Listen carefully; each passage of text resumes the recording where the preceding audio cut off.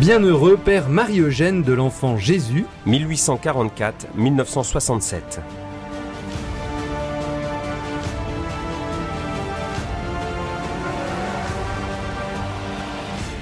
Voici un homme qui semble avoir mené plusieurs vies en une seule existence. Enfant du Rouergue français, né en 1844, soldat séminariste héros de la Première Guerre mondiale. Ordonné prêtre catholique pour le diocèse de Rodez en 1922 à 28 ans, mais qui devient carme suite à une vocation irrésistible. Prédicateur enflammé des grands saints du Carmel, théologien, écrivain, maître spirituel, occupant toutes les charges de l'ordre carmélitain, fondateur de l'un des premiers instituts séculiers approuvés par l'Église en 1948, l'Institut Notre-Dame de Vie. Cet homme, déclaré bienheureux en novembre 2016, c'est Henri Grialou, plus connu sous le nom du Père Marie-Eugène de l'Enfant Jésus. Dans ce 3e épisode de votre émission spirituelle Pèlerin de Dieu sur les traces des saints et bienheureux de notre Église, découvrez la vie exceptionnelle du Père Marie-Eugène. Ce remarquable bâtisseur et organisateur de l'unité du Carmel féminin français avait un secret, clé de sa réussite, la contemplation, source de ses actes. Pèlerin de Dieu avec Franck Bétoir et le Père Jean-Baptiste Masson sur RCF Nord-de-France.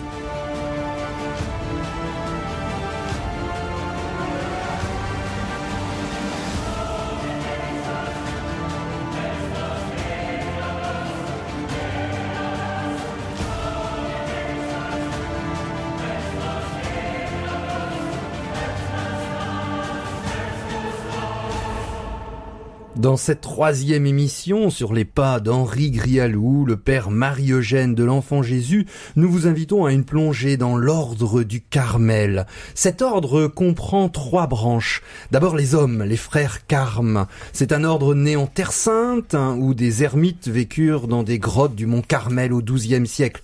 Ce sont des religieux, voués à l'enseignement et aux missions, un petit peu comme les ordres mendiants du Moyen-Âge, comme les dominicains, à la fois contemplatifs et missionnaire. Il prononce les vœux de chasteté, de pauvreté et d'obéissance.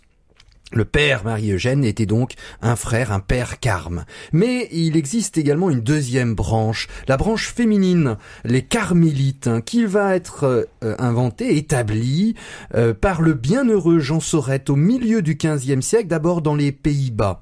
Et puis le 3e ordre, souvent, comme par exemple pour les franciscains, des laïcs, le tiers ordre qui va être également mis en place par ce bienheureux Jean Sorette. C'était un personnage qui était originaire de Normandie et qui était le provincial de son ordre à la fin du Moyen-Âge et qui va également mettre en ordre ce tiers ordre carmélitain qui s'appelle aujourd'hui l'ordre des Carmes des Chaux séculiers. Alors, cette spiritualité des Carmes a une figure emblématique, c'est le prophète Élie, et puis la Vierge Marie. Les frères Carmes, et Henri Grialou en est un toute sa vie, sont des religieux comme les sœurs carmélites qui ont un rythme de prière très important, notamment 2 heures par jour de prière silencieuse qu'on appelle l'oraison. Ces Carmes vont avoir une histoire un petit peu mouvementée et au XVIe siècle en Espagne, une grande sainte, Sainte Thérèse de Jésus, qui était également de l'ordre du Carmel, Sainte Thérèse d'Avila et Saint Jean de la Croix, initie une réforme qui aboutit à la séparation entre les réformés, qu'on va appeler les déchaux, et ceux qui poursuivent l'antique observance. Ce Carmel va avoir une histoire agitée, et je veux simplement repérer que en France, les fils du Carmel réformés étaient plusieurs milliers avant la Révolution française. Premier choc, la Révolution française. Il ne va y avoir simplement les Carmes des Chaux qui vont être restaurés en 1839. Et là, ils ne sont plus que quelques centaines. 2e coup, en 1901, les 155 Carmes de France partent pour 20 années d'exil et ne reviennent que 20 années plus tard. Nous sommes dans les années 20 et ils ne sont plus que 77. Des 16 couvents saisis par l'État en 1901, ils ne peuvent en récupérer que 7. Mais parmi ces couvents, un homme extraordinaire, un père Carme, va essayer de remonter l'ensemble du Carmel et notamment en ayant une action tout à fait formidable pour le rapprochement des carmélites. Alors c'est le père Marie-Eugène de l'Enfant Jésus, bien sûr, qui en 1946 a réussi après la guerre, après donc son temps de service dans l'armée française, a réussi et puis la démobilisation, avait retrouvé une vie de carme habituelle en France, et là, eh bien, il peut revenir en Italie et retrouver ce rôle de définiteur. Alors pour expliquer, donc il y a un général de l'ordre des carmes, le vicaire général. Et il a avec lui 4 définiteurs, donc des personnes qui sont élues, qui font partie du Conseil international des carmes, et qui vont gérer toutes les questions liées à la vie de l'ordre dans son ensemble, et notamment visiter aussi les provinces et les différents couvents dans le monde entier. Donc, il retrouve la cellule du couvent qu'il a quitté à Rome, avec le calendrier qui marque exactement la date de son départ avant la guerre, donc rien n'a bougé. Il retrouve son rôle en 1946 et donc reprend cette mission, notamment de travailler à l'unité des Carmels en France en particulier, puisque il y a une obédience qui était plus donc dans les Carmels féminins. Il y avait une partie des Carmels qui était dirigée par des pères carmes, c'était un peu le fonctionnement normal, voulu par les constitutions, par les fondateurs, Thérèse d'Avila et Jean de la Croix, mais il y avait aussi des carmes, spécifiquement dans la tradition française, qui étaient accompagnés par les pères de l'oratoire, et ça c'était lié à la manière dont le Carmel avait été introduit en France, on l'a évoqué dans les précédentes émissions, mais donc ça créait comme 2 obédiences au sein de la même congrégation, et donc il y avait cette nécessité d'unifier spirituellement les Carmels, et de retrouver une unité entre 2 courants qui avaient un peu de mal à se comprendre. Donc il va y travailler, et voilà que survient un drame, c'est qu'il y a aux États-Unis en 1948 la mort du vicaire général de l'ordre, qui fait qu'on doit organiser de toute urgence une nouvelle élection. Et donc dans le nouveau conseil, le père Marie-Eugène est élu premier définiteur, c'est-à-dire qu'il est le second de l'ordre du Carmel. Donc là, il a cette responsabilité qui le lie encore plus il est visiteur des Carmels en France. Il travaille à cette unité, mais pas seulement. Il va aussi visiter des Carmels en Asie. Il a une mission internationale qu'il conduit aux 4 coins du monde.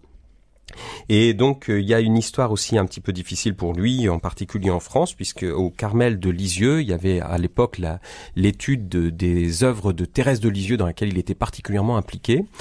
Et donc dans ce Carmel, eh bien il y avait un prêtre qui avait particulièrement travaillé les œuvres de Sainte Thérèse de Lisieux et qui du coup avait vécu très proche du Carmel et avait fini par s'immiscer dans toutes les affaires des carmélites et était très impliqué dans ces histoires de division entre courants du Carmel, et s'était un peu immiscé, et donc finalement cela crée une tension, et comme premier définiteur de l'ordre et comme visiteur de ce Carmel, le père Marie-Eugène avait décidé de prendre ses responsabilités, et tout en encourageant le père Combe dans ses travaux d'érudition sur les œuvres de Sainte Thérèse de l'Enfant Jésus, il lui avait demandé de ne plus venir au Carmel et de ne plus exercer d'activité d'accompagnateur spirituel des sœurs. Et le père, après avoir accepté d'abord cette décision, se rebiffe, donc conteste cette décision à Rome, et cela crée un malaise qui remonte jusqu'au pape Pie XII, avec une enquête canonique dans laquelle finalement c'est l'autorité du père Marie-Eugène qui est confirmée, mais avec pour ménager les susceptibilités, une interdiction temporaire d'exercer son rôle de visiteur dans ce Carmel. Donc voilà notre père qui continue, voilà, bon an mal an, avec tous les conflits, les difficultés qu'on peut imaginer, à essayer d'assumer ce rôle d'unité et de paix au sein de l'ordre du Carmel. Mon cœur ardent veut se donner sans cesse. Il a besoin de prouver sa tendresse. À qui pourra comprendre mon amour?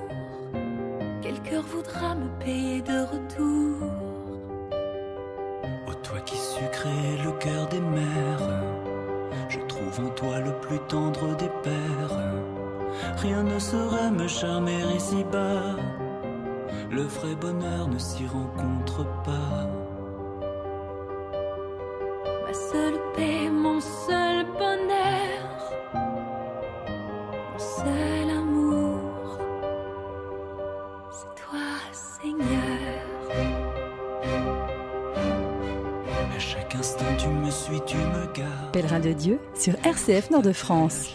Le père Carme-Henri Grialou, le père Marie-Eugène de l'Enfant Jésus, qui fait une action formidable pour créer la Fédération des Carmélites de France, pour réunir toutes ces carmélites entre elles, pour créer l'unité qui est source de paix, de joie, et qui répond véritablement aux souhaits du Christ. Et là, le père Marie-Eugène, qui est premier définiteur, c'est-à-dire numéro 2 mondial de l'ordre du Carmel dans le monde, va être placé devant les feux, les projecteurs, en passant numéro 1. Alors il a absolument pas voulu, c'est la mort accidentelle du préposé général, c'est-à-dire le général, le numéro 1, le père Silverio, qui malheureusement, en visite au Mexique le 10 mars 1954, décède d'un accident. Il meurt accidentellement, et là, c'est le numéro 2 qui passe en tant que vicaire général. Pendant une année, il va faire office de numéro 1, et là, il va notamment devoir envoyer une très belle lettre pour l'année mariale. Nous sommes le 8 septembre 1953, et le pape Pie XII prescrit une année mariale pour l'année suivante, en 1954. 1954, c'est le centenaire de la définition du dogme de l'Immaculée Conception, qui a été déclaré par le pape Pie IX une centaine d'années avant, en 1854. Et donc, le père Marie-Eugène va répercuter l'appel du pape pour une prière fervente à Marie dans toute la chrétienté. Il doit également assister à la consécration de l'énorme basilique de Lisieux. Nous sommes le 9 et 11 juillet 1954, la même année. Commencée à la fin des années 20, en pleine crise économique, la basilique est élevée en l'honneur de Sainte Thérèse de Lisieux, une sainte qui a rempli le cœur du père Marie-Eugène, et dont toute la vie du père Marie-Eugène est de diffuser son charisme, la sainteté de Sainte Thérèse de Lisieux. Et donc c'est lui qui est là au nom de tous les carmes dans cette apothéose, lorsque cette grande basilique, qui est immense, lorsque vous allez à Lisieux aujourd'hui, c'est absolument étonnant de voir cette immense basilique, et c'est lui qui, au nom des carmes, va assister à la consécration. Il fait un voyage en Extrême-Orient. Alors, pour bien comprendre l'activité d'un tel homme, il part donc de novembre 54 à février 1955, et là, il va aller en Égypte, le Caire, puis l'Irak, Bagdad, ensuite Hong Kong en Asie, les Philippines où il reste 15 jours, il fait ensuite Singapour, il va en Inde 9 jours, tout ça c'est à la suite, Ensuite il revient au Liban et il va en Israël. Alors vous imaginez les arrêts prolongés dans les aéroports, les vols interminables, parfois très dangereux, les étapes le multipliées, et lui il garde une énergie absolument incroyable. Et là, s'achève cette année, et donc il y a une élection. Voilà, alors une élection après un an, donc l'ordre des Carmes avait déjà perdu 2 fois son supérieur général, donc en 46 et en 54. Le père Marie-Eugène donc se retrouve pendant un an supérieur général des Carmes. Sa mission principale va être d'organiser le chapitre général pour procéder à une nouvelle élection. Et on s'attendrait à ce qu'il soit naturellement élu, d'autant qu'il est très apprécié, et ça n'a pas été du tout le cas. Il n'a même pas fait partie des définiteurs, donc il retourne après ce chapitre en France comme simple frère Carme. Alors il semble que quand on regarde un peu les débats et d'après les témoignages des uns et des autres, il y avait une certaine crainte sur son exigence, en fait, que c'était son exigence sur les règles du Carmel et l'observance qui faisait redouter de le voir élire vicaire donc général de l'ordre. Donc, alors c'est un moment assez singulier, puisque d'une certaine façon c'est un désaveu pour lui, mais il le vit dans la plus grande humilité, et il se retrouve simple frère Carme au couvent du Petit Castelet. Et donc après avoir été général de l'ordre, eh bien, il se retrouve simple frère sous l'obéissance d'un supérieur dans un petit couvent dans lequel il n'a aucune fonction particulière, et il le fait avec beaucoup d'humilité et de simplicité. Et donc voilà, le voici de retour dans sa région aussi d'origine, au Petit Castellet, pour vivre cette vie de frère carme qu'il a toujours vécu intensément.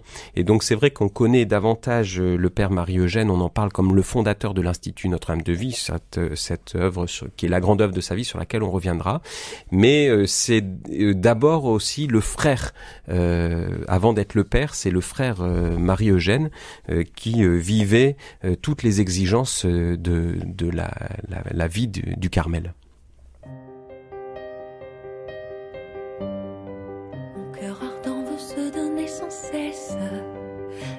Besoin de prouver sa tendresse. À qui pourra comprendre mon amour? Quel cœur voudra me payer de retour? Ô toi qui sucrais le cœur des mères, je trouve en toi le plus tendre des pères. Rien ne saurait me charmer ici-bas, le vrai bonheur ne s'y rencontre pas. Ma seule paix, mon seul bonheur, mon seul amour, c'est toi, Seigneur. À chaque instant tu me suis, tu me gardes. Quand je t'appelle, à jamais tu ne tardes. Pèlerin de Dieu avec Franck Bétoir et le père Jean-Baptiste Masson sur RCF Nord-de-France. Le père Marie-Eugène de l'Enfant Jésus a 63 ans, après un retour un petit peu difficile, une sorte d'humiliation. Dans une lettre à Marie Pilat, qui est la cofondatrice de l'Institut Notre-Dame de Vie, il dira « J'ai eu l'impression d'un sacrifice complet de moi-même pour le bien général de l'ordre ». Donc il avait les plus hautes fonctions, il se retrouve tout simple carme, mais vite il est rappelé à d'autres fonctions. Un homme d'une telle envergure, d'une telle personnalité, il devient le provincial des carmes d'Avignon-Aquitaine, et là, il y a la mort subite de sa sœur Berthe, qui était membre de Notre-Dame de Vie depuis 1939, qui va le toucher profondément. Déjà, cette sœur avait par miracle survécu à un accident. On est en plein dans la Deuxième Guerre mondiale. Elle se rend à la prière de la nuit. Elle oublie l'échelle et tombe d'une hauteur de 3,50 m. Elle est dans le coma. Son frère, le père Marie-Eugène, lui donne l'extrême onction. Le diagnostic des 3 médecins est sans espoir. Et là, la petite communauté prie intensément Notre-Dame de Vie et fait le vœu d'une messe perpétuelle si elle guérit. Et là, contre toute attente humaine, au bout de 3 jours, sa sœur Berthe reprend connaissance. C'était sa filleule. Mais là, nous sommes en 1958. Elle va mourir toute seule le 2 janvier. Elle habitait dans un petit appartement à Avignon. Et là, il explique qu'elle a eu une mort de pauvre. Et il va revivre cette humilité et la fécondité dans cette pauvreté spirituelle en disant que sa sœur était la sainte de l'Institut, c'est-à-dire celle qui avait vraiment vécu ce que lui enseignait. Alors, cet institut, en 1957, a alors 25 ans. Il commence à se déployer un petit peu partout. L'année 1957 est une année importante puisqu'il y a des maisons de solitude qui s'implantent dans le nord, à Blangy, à l'abbaye Sainte-Berthe, à Cambes, près de Bordeaux, aussi également en Allemagne, à Wessendorf, la maison de Wessendorf à Bamberg. Et donc ces 3 implantations qui se préparent ou qui se vivent autour de l'année 1957, elles sont le fruit d'une croissance qui a été assez régulière, lente mais constante, depuis la première entrée, l'installation du petit groupe des premières femmes de l'Institut en 1932 dans cette maison de solitude de Venasse, qui était d'abord tout simplement, donc on vient de l'évoquer, une maison, donc un sanctuaire dédié à Notre-Dame de Vie. Il y avait quelques bâtiments attenants qu'il fallait restaurer, qui étaient en très mauvais état, d'où l'accident de la sœur du père Marie-Eugène, qui avait oublié l'échelle par laquelle il fallait passer la nuit, puisque c'était très rudimentaire les conditions. Donc elles ont vécu dans des conditions de grande pauvreté au début. Alors avec une double activité d'enseignement à Notre-Dame de France à Marseille et d'accueil et de vie de retraite et de solitude, de contemplation à Notre-Dame de Vie. Et donc progressivement, cet institut s'organise. 5 premières années très austères, très difficiles, notamment à cause des conditions matérielles. Et puis se dégage de ce petit groupe de fondation, la figure de Marie Pilat, qui va devenir véritablement la cofondatrice de l'œuvre. Et donc, le père Marie-Eugène étant peu présent à cause de ses responsabilités internationales, eh bien, va suivre de loin, va passer chaque année pour prêcher une retraite et quand même dans cette communauté, mais il suit de loin, mais avec le cœur très proche, puisque c'est vraiment la grande œuvre de sa vie, et il y insuffle cet esprit du Carmel, avec notamment cette règle des 2 heures d'oraison de matin et soir, qui va créer une certaine difficulté à la reconnaissance de l'œuvre, puisque on estimait à Rome que c'était peut-être trop exigeant de demander à des laïcs de faire 2 heures d'oraison, mais il y tient, et finalement l'œuvre sera reconnue progressivement, une œuvre en 3 branches. D'abord la branche féminine, et la plus importante, la plus nombreuse, fortifiée notamment par l'arrivée de jeunes venus des mouvements d'action catholique et de la GEC en particulier.